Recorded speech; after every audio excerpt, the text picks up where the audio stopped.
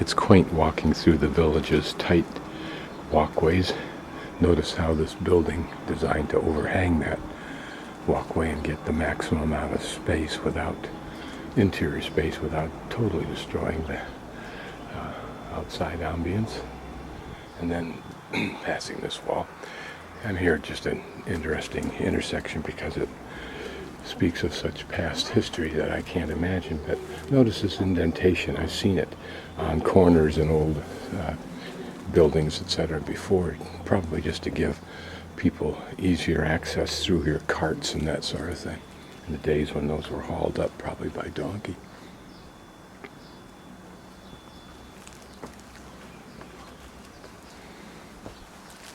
I can only imagine what this old foundation wall here was for. And this is all very quaint for me. I only am here for a couple of days in my life, but to live your entire life walking up and down will make you strong initially, while the food's making you fat, therefore probably weak. And by the time you get very old, however, I think it might be a negative. The moss is quaint. Oops. That's someone's house. I guess we'll have to make several exploratory trips up of these pathways till I find one that goes beyond the buildings, up the hill. Notice the occasional line of crossed pieces to give traction. Either that or to hold the stones in place, perhaps.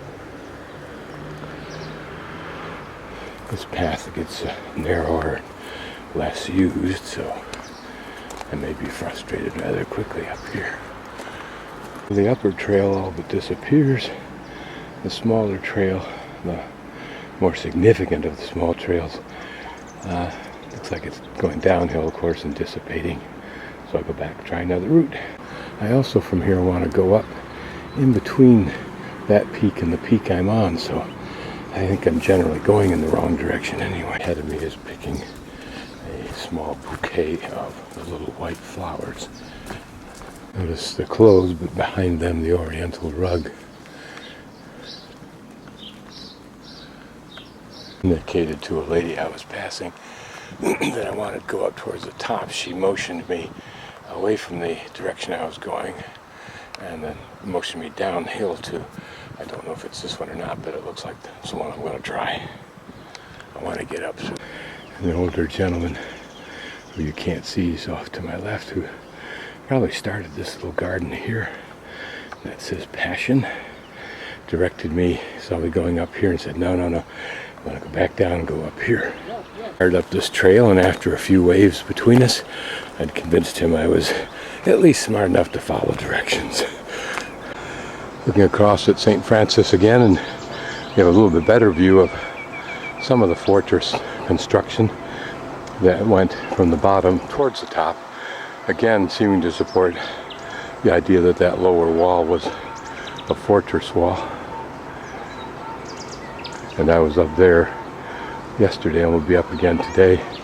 There you can see the fortress ranging along that left side. Closer to the rugged top where you would think one would build a fort.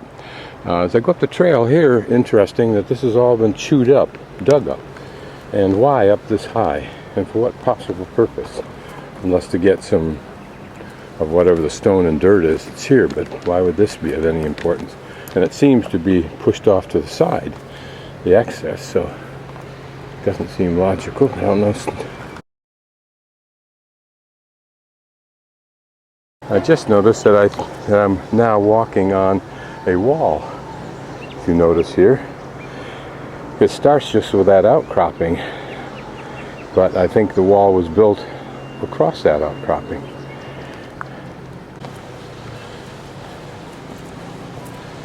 And whether this was a wall or whether it was simply a walkway as it's being used by me, I don't know. And you can see from this very recently fallen tree that they have a very small root system and not sufficient enough to hold them at a certain weight, as you can see by the ones that are sloping already on this steep slope. Should be getting closer and closer to the top. Okay, at this point the trail meanders around the hill here, almost at the same elevation. So I think I'll be a little proactive and just go straight up here, see if I can get to the fort more quick. You can see that some of these stones, which look like they're natural in the sense that they weren't worked by man, although this one may have tumbled down from the fortress if they used this size rock, but it's the same kind of stone used in the buildings and used in the streets. Okay, here I'm standing at the apex of what certainly must be have been a hand dug trench that goes off to the right downhill, and then here off to the left downhill. But curiously, in here is a narrowing that is cement sided, and so it must have served some function, like perhaps a control box for the water. But whether this was related to the fort, I kind of doubt. That looks like modern cement. More likely, perhaps, it was either to channel water down to the respective communities downhill, and or to keep deluges of water during the rain season from assaulting the buildings and the land below. And as I work my way up the hill, there appear to be very definite small remnants of terraces. Whether they were terraces, and perhaps they were used by the Illyrians to provide produce up at this level, or by the natives down below, I don't know. As I climb this slope, there are more of those pretty little purple and blue flowers mixed with yellow and white, creating a lovely little subtle ground cover.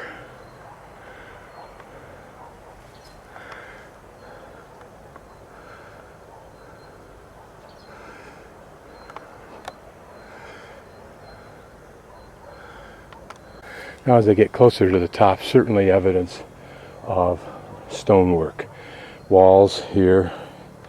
This looks here like remains of a water channel. And more stone littering the ground here. And all along as I climb are evidences of these topographic lines of rock. And it may be they did what the Inca did, and that was build rock walls to create better terraces. And here, above this gentle slope really, I've come across more fort-like structure remnants. Very sizable stones. Imagine just moving those. That took some engineering skill, I imagine, and hard labor. And they fit very nicely at this distance in time, that one being a sloped crevice. And here the walls go up the hill. I'll kind of walk around what appears to be the perimeter so I can get a sense of its size.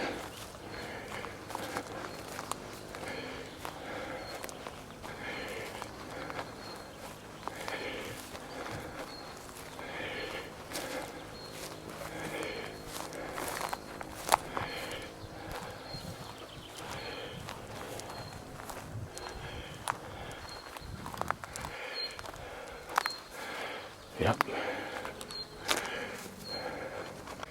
There, a small wall, but it doesn't look very substantial. I can see right through it. Again, it may just be to keep livestock in or out of that orchard behind it. But what's interesting is where are all the big stones? If this was a fort, it had to have much higher walls, particularly when the access was, relative to some of the others, not that difficult. Here's a very Inca-like bit of work.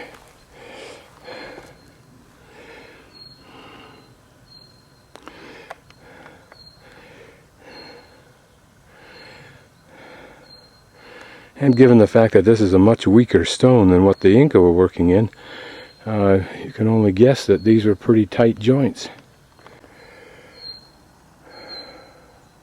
And up there, I think the top, and just hooking around to the left here should give us a complete view back down into Gorika, where the steep cliffs are. Here it certainly looks like a square tower existed, abutting this corner and overlooking the steep cliffs.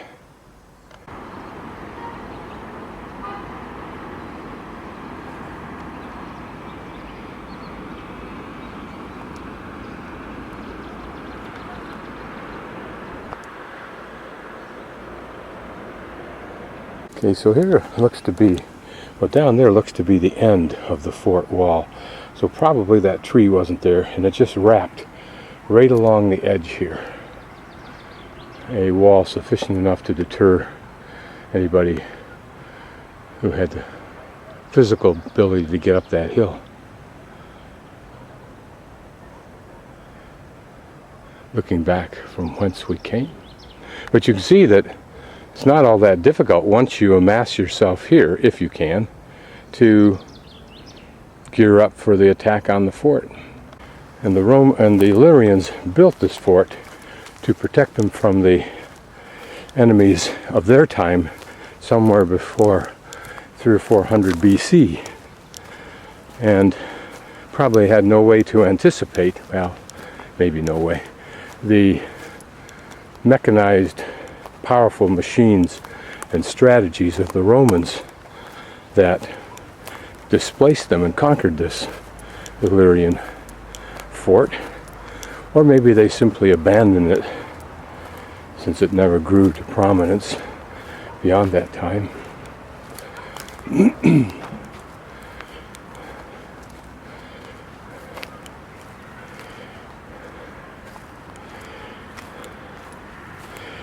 And was at some point in time replaced by that.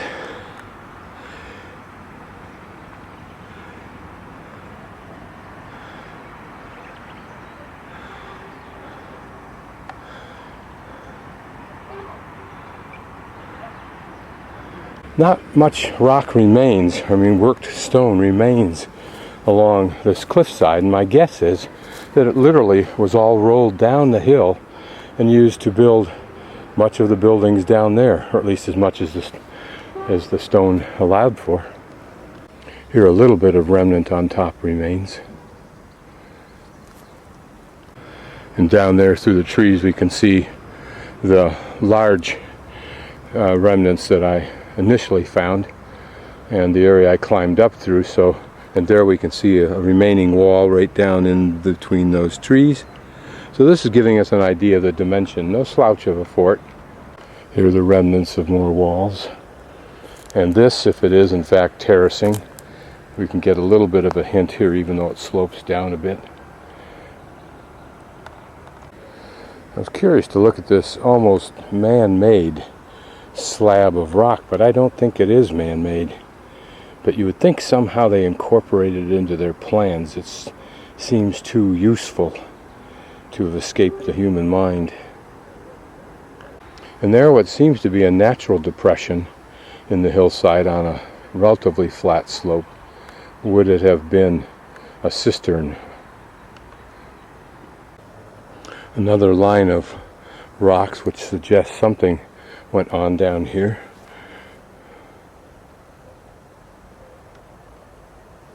On here specifically to find out what happened to this trench that we looked at earlier, and found this remnant of wall.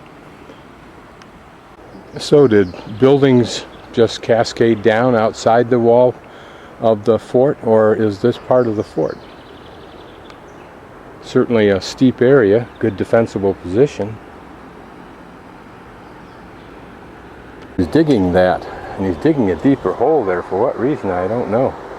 Up here is where I was earlier this morning, and now after breakfast I'm going up to the other castle again.